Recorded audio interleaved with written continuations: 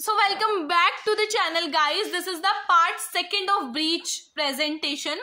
इसमें मैं आपको बताऊंगी, जैसे कि मैंने पहले आपको बताया कि ब्रीच प्रेजेंटेशन का मैनेजमेंट डिस्कस कर रहे थे। ब्रीच प्रेजेंटेशन में हमें सबसे पहले वेट करना है। वेट करने के बाद भी अगर बच्चा रोटेट नहीं होता तो हमें ईवीसी करना था, एक्सटर्नल सिफेलिक वर्जन। अब बच्चा क्या होता है, अब अगर बच्चा रोटेट हो गया और उस टाइम पर हमें क्या करनी है, नॉर्मल वजाइनल डिलीवरी अगर हम ब्रीच प्रेजेंटेशन में कराना चाह रहे हैं। सो यहाँ पर एक मोस्ट इंपॉर्टेंट पॉइंट है जो आपको याद रखना है। हमेशा आपसे वाइवा में पूछ सकते हैं या इंटरव्यू में ये क्वेश्चन बहुत ज्यादा पूछा जाता है जब आप बीएससी के बाद इंटरव्यू के लिए जाएंगे। ब्रीच अगर वजाइनल डिलीवरी हो रही है हमारी ब्रीच प्रेजेंटेशन में, उस टाइम पर उस वजाइनल डिलीवरी को क्या कहा जाता है? उस टाइम पर उस वजाइनल डिलीवरी को हम बोलते हैं assisted breach delivery. Vaginal delivery in breech presentation is called assisted breach delivery. Most important point है। सो अब हम देखेंगे कि ब्रीच डिलीवरी के ब्रीच प्रेजेंटेशन में डिलीवर कैसे कराया जाता है बच्चे को। अगर आपको नॉर्मल लेबर के लेबर पता है, नॉर्मल लेबर का जो मैकेनिज्म ऑफ लेबर है, अगर आपको वो अच्छे से पता है तो आपके लिए प्रोसीजर बहुत ज़्यादा इजी है। और मैं ये कहूँगी कि अगर आपको नहीं पता है तो आप पहले नॉर्मल लेबर पढ़िए और नॉर्मल लेबर का मैकेनिज्म पढ़ लीजिए बस, फिर उसके बाद आप ब्रीच डिलीवरी का प्रोसीजर पढ़िएगा तो आपको बहुत ज़्यादा ईजी हो जाएंगी चीज़ें। सो क्या होता है कि ब्रीच प्रेजेंटेशन में बच्चा कैसे डिलीवर होता है, जैसे कि ब्रीच प्रेजेंटेशन में जो प्रेजेंटिंग पार्ट है वो बटक्स है। नॉर्मल अगर हम लेबर की बात करें, नॉर्मल मैकेनिज्म की बात करें तो उसमें जो प्रेजेंटिंग पार्ट होता है बच्चे का वो वर्टेक्स होता है, मतलब बच्चे का सर दिखता है। लेकिन ब्रीच में क्या होते हैं, बटक्स होते हैं। सो क्या होता है कि मैं आपको एज जनरल बताती हूँ। सबसे पहले क्या होता है, मदर को लेबर पेन आते हैं, मतलब कॉन्ट्रैक्शंस आने स्टार्ट होते हैं हमारे, ठीक है।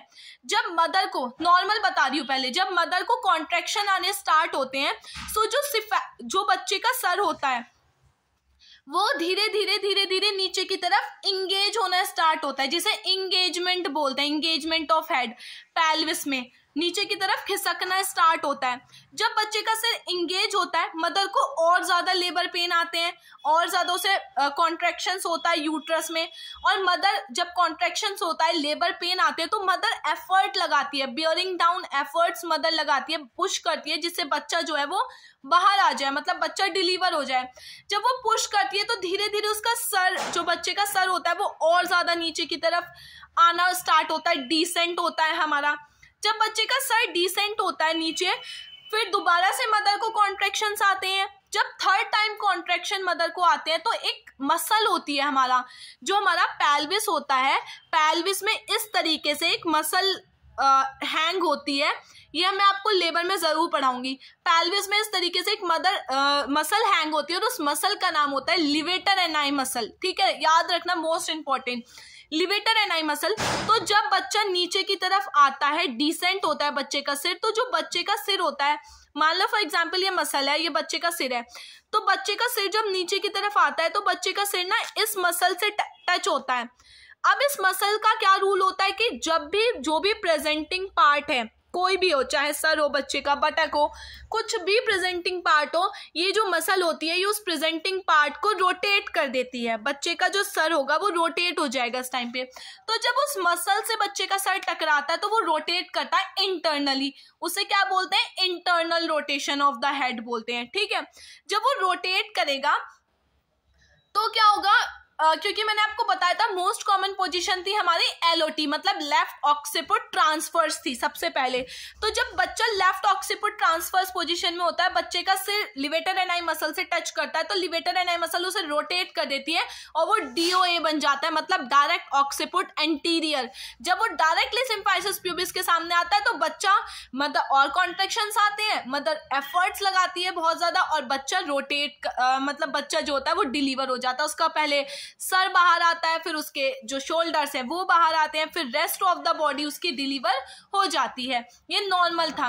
अब ब्रीच में क्या होता है, ब्रीच में ये होता है कि सबसे पहले जब मदर बियरिंग डाउन एफर्ट्स लगा रही है, मदर को बहुत ज्यादा कॉन्ट्रैक्शंस आ रहे हैं, ऑक्सीटोसिन भी हमने मदर को दे दिया, उस टाइम पर जो बच्चे के बटक्स होते हैं वो लिवेटर एनाई मसल से, जो मसल थी हमारी उस लिवेटर एनाई मसल से टच करते हैं। और लिवेटर एनाई मसल का एक रूल था कि जब भी प्रेजेंटिंग पार्ट हमारा, कोई भी प्रेजेंटिंग पार्ट हो, चाहे वो सेक्रम हो, चाहे वो बटक्स हो बच्चे के, चाहे वो बच्चे का वर्टेक्स हो, कुछ भी हो, वो उसे रोटेट करेगी। सो बच्चे के जो बटक्स होंगे जब वो लिवेटर एनाई मसल से टच करेंगे और मदर बियरिंग डाउन एफर्ट लगाएंगी, तो क्या लिखा है कि buttocks rotate and lie in anterior posterior direction.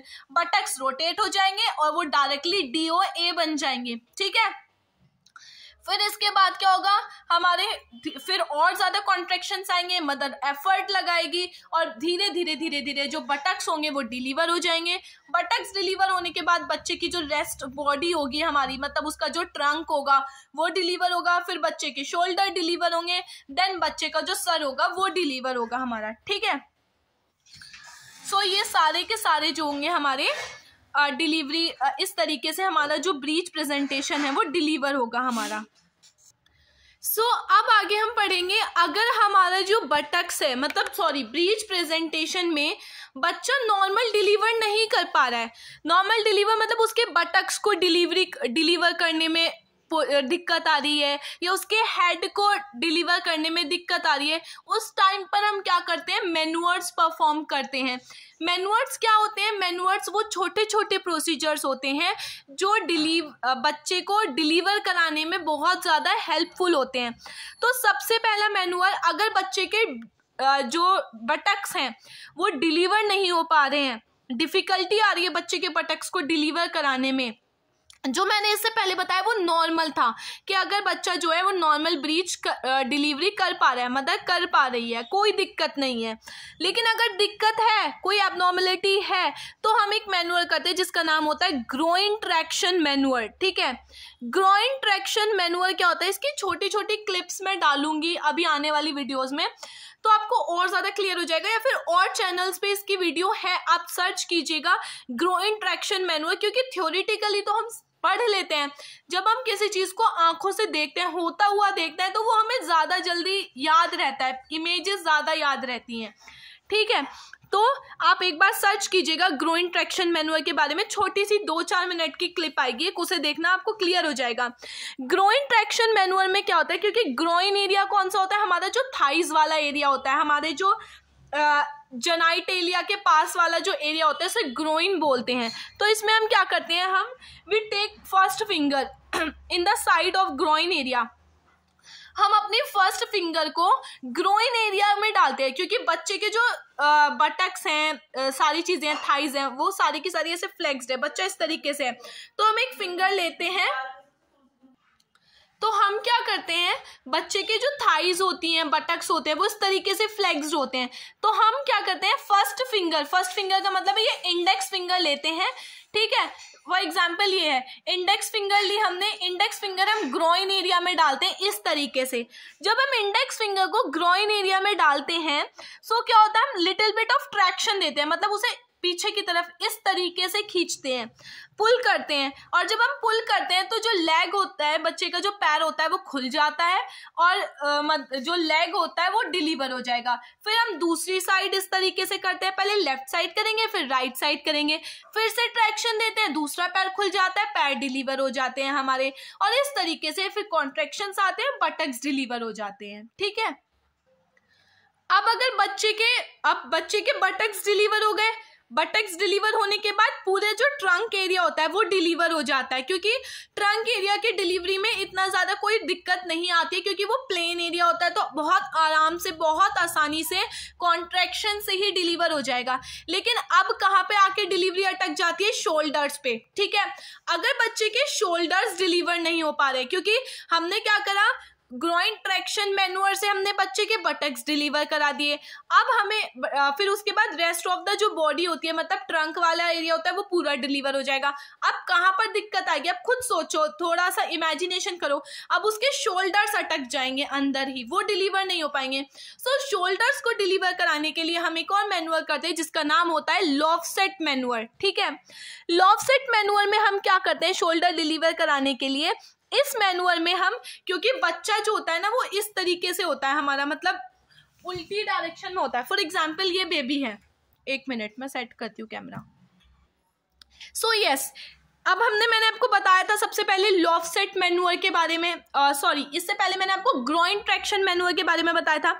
उसमें क्या होगा, इसे मैं बहुत आसानी से बता सकती हूँ। फ्लेक्स्ड ये है, एक्सटेंड ये है हमारा। ठीक है, अब बच्चा इस पोजीशन में होगा, इस तरीके से होगा। यार मैं पहले यूज कर सकती थी इसे। अब बच्चा इस पोजीशन में है, तो ग्रोइन ट्रैक्शन मैनुअर को हम कैसे परफॉर्म करेंगे, इंडेक्स फिंगर लेंगे, इंडेक्स फिंगर उसके ग्रोइन एरिया में डालेंगे। जब हमने ग्रोइन एरिया में डाली, ये जो लेग होगा बच्चे का, पीछे की तरफ हल्का सा पुल करेंगे और बच्चे का जो लेग होगा वो खुल जाएगा। ठीक है, अब हम दूसरी साइड फिंगर लेंगे, इंडेक्स फिंगर, देन इसमें हम डालेंगे और फिर से हम थोड़ा ट्रैक्शन देंगे। बच्चे के जो दोनों पैर होंगे वो खुल जाएंगे, दोनों पैर खुल जाएंगे। मदर को कॉन्ट्रैक्शंस आएंगे, कॉन्ट्रैक्शन आएंगे, मदर अपने एफर्ट लगाएगी और बच्चे के जो पैर होंगे वो डिलीवर हो जाएंगे। पैर के बाद जो रेस्ट ऑफ द बॉडी होगी शोल्डर से ऊपर की, वो भी हमारी डिलीवर हो जाएगी। अब बात आती है शोल्डर डिलीवरी की। अब बच्चा सीधा नहीं होगा, बच्चा इस डायरेक्शन में होगा हमारा अंदर। ठीक है, सो लॉफसेट मैनुअर को परफॉर्म करने के लिए हमें क्या करना होता है कि बच्चा हमारा इस तरीके से होता है, इसका जो सर होता है बच्चे, क्योंकि ये रेस्ट ऑफ द बॉडी तो डिलीवर हो चुकी है, तो बच्चा कुछ इस तरीके से होता है पेल्विस के अंदर हमारा। ठीक है, हमें क्या करना होता है, जब बच्चा इस तरीके से होगा हमारा पेल्विस के अंदर, तो हम बच्चे को यहाँ से इस तरीके से पकड़ते हैं, ऐसे इस तरीके से। हमारी जो थम्स होते हैं वो यहाँ पर होते हैं और ये पूरी जो हमारे हैंड्स होते हैं, इससे हम रेस्ट ऑफ द बॉडी बच्चे के पकड़े हुए रहते हैं। सो जब हम इस तरीके से पकड़ते हैं, बच्चा यहाँ पे है हमारा, बच्चे को हम 180, क्योंकि ये शोल्डर, ये जो हैंड है इसके बहुत ज्यादा छोटे हैं इस टॉय के, इसमें थोड़े बड़े हाथ होते हैं और वो हाथ जो होते हैं वो ऊपर की तरफ होते हैं, इस तरीके से मदर के, इस तरीके से ऊपर की साइड ऐसे होते हैं, इस डायरेक्शन में होते हैं, कान के पास। ठीक है, कान को, ईयर को कवर करे हुए होते हैं हैंड। और हमने बच्चा किस तरीके से पकड़ना है लॉफसेट मैनुअर में, इस तरीके से। जब बच्चा इस पोजीशन में होता है तो हम बच्चे को 180 डिग्री रोटेट करते हैं। जब 180 डिग्री रोटेट करते हैं तो बच्चे का जो एक हाथ होता है वो नीचे लटक जाता है, डिलीवर हो जाता है। फिर हम दोबारा से बच्चे को 180 डिग्री रोटेट करते हैं और जब रोटेट करते हैं तो बच्चे का दूसरा हाथ नीचे लटक जाता है, मतलब नीचे आ जाता है, वो डिलीवर हो जाता है हमारा। इस तरीके से फिर बच्चे को उसकी नॉर्मल पोजीशन पे लेके मतलब ला दिया जाता है जैसे वो था, और फिर उसके बाद हम बच्चे का हेड डिलीवर कराते हैं। ठीक है, आई होप आपको अब क्लियर हुआ होगा थोड़ा। सो अब आता है बच्चे का हेड डिलीवर कराने के लिए। हेड डिलीवर कराने के लिए पेपर्स फोर्सेप का यूज किया जाता है। ये एक ऐसी फोर्सेप होती है जो कि पेरिनियल कर्व की होती है, उसे अंदर डाला जाता है और उससे बच्चे का हेड हम आसानी से बाहर पुल कर लेते हैं। सो यस ये थे हमारे सारे के सारे जो भी एक्सट्रैक्शंस होते हैं, मतलब मैनुअर्स होते हैं हमारे ब्रीच डिलीवरी में। ये सारे वो मैनुअर्स थे। आई होप आपको समझ आया हो। अगर आपको नहीं समझ में आया है तो आप ऐसा करना, YouTube पर सर्च करना लॉफसेट मैनुअर, नाम डालना है लॉफसेट मैनुअर प्रोसीजर। तो उसमें आपको 1 या 2 मिनट की एक क्लिप आएगी छोटी सी, आपको उससे और ज्यादा समझ में आ जाएगा, क्योंकि वो लोग पेल्विस और पूरी लैब्स में परफॉर्म करते हैं वो सारे मैनुअर, तो उनके पास पेल्विस होता है, उनके पास बेबी भी होता है, हमारा टॉय होता है, तो उससे और अच्छे से हमें क्लियर हो जाता है। वहां पे भी आप जा करके सर्च करके अपनी चीजें क्लियर कर सकते हैं। ठीक है, ऐसे छोटी छोटी जो भी मैंने नाम बताए हैं उन मैनुअर्स को डालना और उनकी वीडियो को सर्च कर लेना, आपको सारी चीजें क्लियर हो जाएंगी। अगर फिर भी आपको कोई डाउट है तो आप मुझे कॉमेंट करके पूछ सकते हैं। Thank you so much. आज के लिए सिर्फ इतना ही। प्लीज चैनल को सब्सक्राइब कर देना, वीडियो को लाइक कर देना और कमेंट कर देना, शेयर कर देना। इससे मेरा मोटिवेशन बहुत ज्यादा बढ़ेगा कि मुझे और ज्यादा वीडियो बनानी है। बाय।